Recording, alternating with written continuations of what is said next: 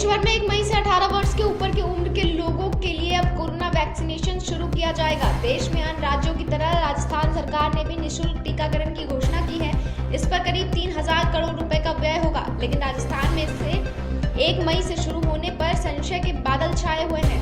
राजस्थान में 15 मई के बाद ही शुरू होने के आसार हैं। राजस्थान में 18 वर्ष के ऊपर के लोगों को निःशुल्क टीकाकरण की घोषणा के बाद राज्य के चिकित्सा विभाग के अधिकारी ने सीरम इंस्टीट्यूट से टीके के लिए बातचीत की। इसके पता चला कि अभी उनके पास वैक्सीन उपलब्ध नहीं है। सीरम इंस्टीट्यूट इस समय केंद्र सरकार के साथ हुए कमिटमेंट को भी 15 मई तक पूरा नहीं कर पा रहा है। इस स्थिति में 18 वर्ष से 45 वर्ष की आयु वर्ग को प्रदेश में वैक्सीनेट करने का कार्य सीरम इंस्टीट्यूट की ओर से राजस्थान को वैक्सीन उपलब्ध करवाने पर ही निर्भर करता है।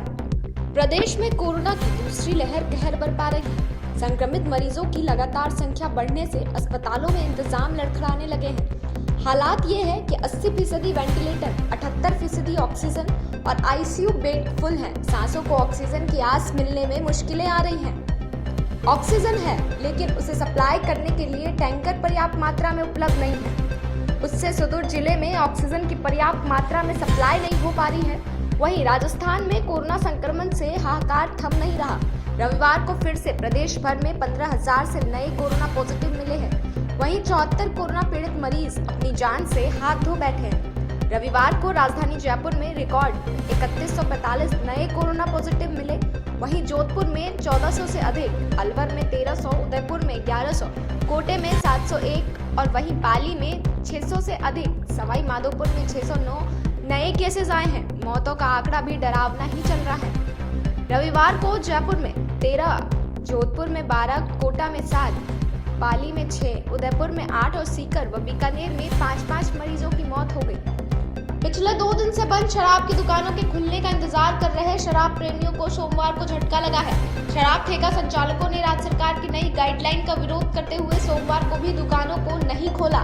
इससे शराब लेने के लिए सुबह सुबह दुकानों पर पहुंचे लोगों को खाली हाथ लौटना पड़ा। हालांकि दूसरी तरफ ठेकेदारों का कहना है कि सरकार ने शराब की दुकानों के खुलने का जो वक्त निर्धारित किया है, उस समय शराब की बिक्री नहीं होती। सुबह सुबह शराब लेने के लिए कौन आएगा? ऊपर से ठेकेदारों को दुकान खोलने पर अपने टारगेट के मुताबिक सरकार को रेवेन्यू भी देना पड़ेगा। दरअसल सरकार के पिछले दिनों नई गाइडलाइन जारी की गई है, जिसमें शराब की दुकानों को सुबह 6 से 11 तक खोलने का आदेश जारी किया है। सरकार के लिए शराब रेवेन्यू का एक बड़ा स्रोत है। सरकार ने इस फैसले से शराब कारोबारी नाखुश हैं।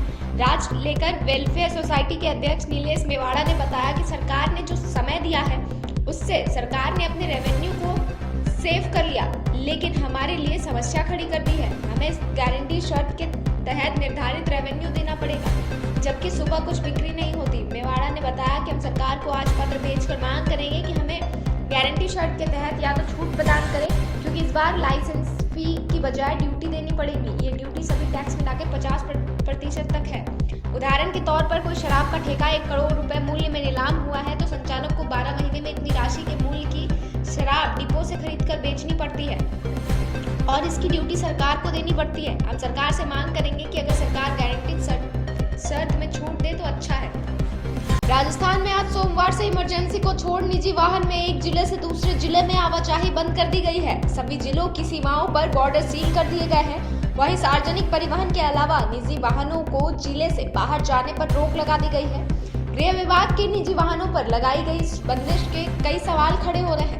नई गाइडलाइन में रोडवेज और निजी बसों में आधी सीटों पर यात्रियों को बैठने की अनुमति है, लेकिन निजी वाहन जिले से बाहर नहीं जा सकते। ऐसे में जनता सरकार से सवाल पूछ रही है कि आखिर हम ज्यादा सुरक्षित अपने निजी वाहन में या बसों में हैं, या ज्यादा भीड़ होगी, संक्रमण का डर ज्यादा होगा या अव्यावहारिक है। डॉक्टर्स का भी यही कहना है कि बस की अपेक्षा निजी वाहन अधिक सेफ है।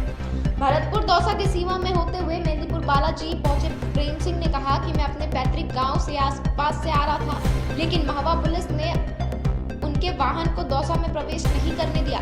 पारिवारिक परिस्थितियों का हवाला देने के बाद बड़ी मुश्किल से प्रवेश किया है। गृह विभाग की नई गाइडलाइन को लेकर कई सवाल खड़े हो रहे हैं। वहीं जयपुर दौसा के बीच बस चलाने वाले वाहन चालक कमलेश मीणा ने बताया कि सरकार का यही आदेश अव्यावहारिक तथा आमजन को परेशान करने वाला है। मैं निजी वाहन से पत्नी के साथ शादी समारोह में शामिल होने के लिए करौली जाना चाहता हूं, लेकिन पुलिस ने मुझे दौसा की सीमा में प्रवेश नहीं करने दिया।